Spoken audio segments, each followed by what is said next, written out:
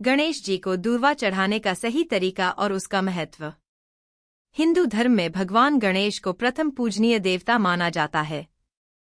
किसी भी शुभ कार्य या अनुष्ठान से पहले गणेश जी की पूजा करने की परंपरा है, ताकि कार्य निर्विघ्न रूप से संपन्न हो और सभी बाधाएं दूर हो सकें।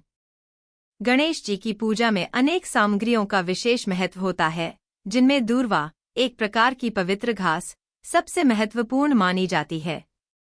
दूर्वा को गणपति जी को अर्पित करने से विशेष लाभ प्राप्त होते हैं और यह अत्यंत शुभ मानी जाती है।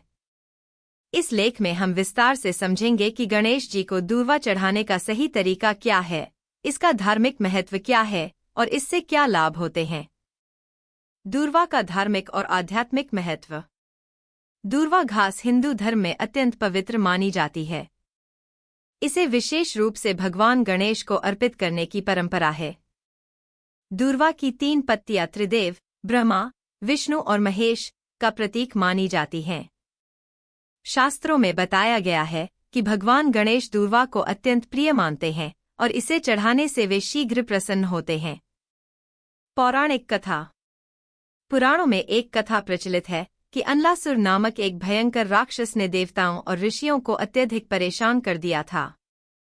उसकी शक्ति इतनी अधिक थी कि कोई भी उसे पराजित नहीं कर पा रहा था। अंततः भगवान गणेश ने उसे निगल लिया। इसके कारण उनके पेट में अत्यधिक जलन उत्पन्न हो गई। तब ऋषियों और देवताओं ने उन्हें दूर्वा अर्पित करने का सुझाव दिया। जैसे ही गणेश जी ने दूर्वा ग्रहण की, उनकी जलन शांत हो गई।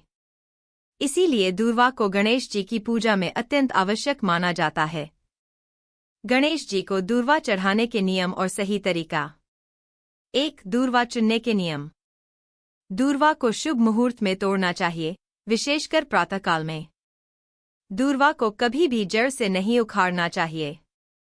इसे हल्के हाथों से तोड़े ताकि पौधा नष्ट न हो। दूर्वा हरी, ताज़ी और स्वस्थ होनी चाहिए।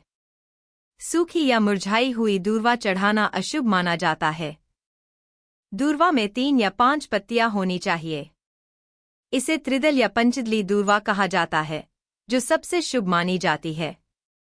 2. दूर्वा को धोने का सही तरीका। दूर्वा को घर लाने के बाद इसे स्वच्छ जल से धोना चाहिए ताकि उस पर लगी मिट्टी और अशुद्धियां हट जाए। इसे तांबे या चांदी के बर्तन में रखकर पूजा स्थल पर रखें। 3. दूर्वा अर्पित करने का सही स्थान। दूर्वा को गणेश जी के मस्तक या कानों के पास रखना सबसे शुभ माना जाता है।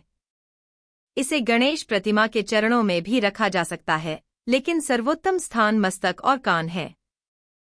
4. दूर्वा चढ़ाने की विधि। गणेश जी को दूर्वा चढ़ाते समय निम्नलिखित मंत्र का उच्चारण करें। गम गणपते नमः, सुमुखश्चैकदन्तश्च कपिलो गजकर्णका, लंबोदरश्च विकटो विघ्नराजो गणाधिपा। दूर्वा इस प्रकार रखनी चाहिए कि उसकी नोक आपकी ओर रहे और जड़ गणेश जी की ओर हो। 21. दूर्वा चढ़ाना अत्यंत शुभ माना जाता है। दूर्वा अर्पण के बाद मोदक या लड्डू का भोग लगाए, क्योंकि गणेश जी को मीठा बहुत प्रिय है। गणेश जी को दूर्वा चढ़ाने के लाभ। सभी बाधाओं का नाश। गणेश जी को दूर्वा चढ़ाने से जीवन की सभी विघ्न बाधाएं समाप्त होती हैं। बुद्धि और ज्ञान में वृद्धि। यदि किसी व्यक्ति की स्मरण शक्ति कमजोर हो, तो उसे नियमित रूप से गणेश जी को दूर्वा चढ़ानी चाहिए। बिजनेस और आर्थिक सफलता।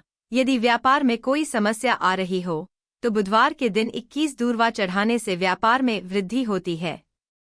स्वास्थ्य लाभ।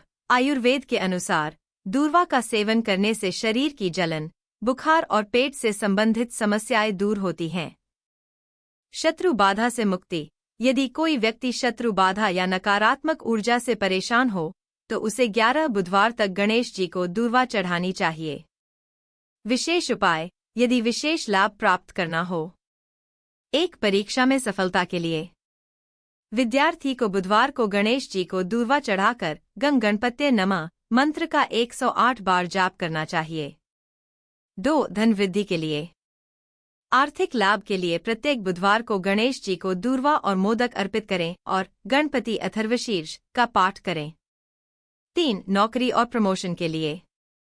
अगर नौकरी में परेशानी हो या प्रमोशन में रुकावट आ रही हो, तो गणेश जी को 21 दूर्वा चढ़ाए और गुड़चना का भोग लगाए। गणेश जी को दूर्वा चढ़ाने की परंपरा अत्यंत पवित्र और लाभकारी है। इसे सही विधि से करने से जीवन की अनेक समस्याएं समाप्त हो जाती हैं और गणेश जी की कृपा प्राप्त होती है। यह उपाय श्रद्धा और विश्वास के साथ करने से बुद्धि, धन, स्वास्थ्य और सफलता सभी प्राप्त किए जा सकते हैं। गणपति बप्पा की कृपा से जीवन में सुख समृद्धि और शांति बनी रहती है। अगर आपको यह जानकारी उपयोगी लगी तो इसे दूसरों के साथ भी साझा करें और गणपति बप्पा की कृपा से अपने जीवन को खुशहाल बनाएं।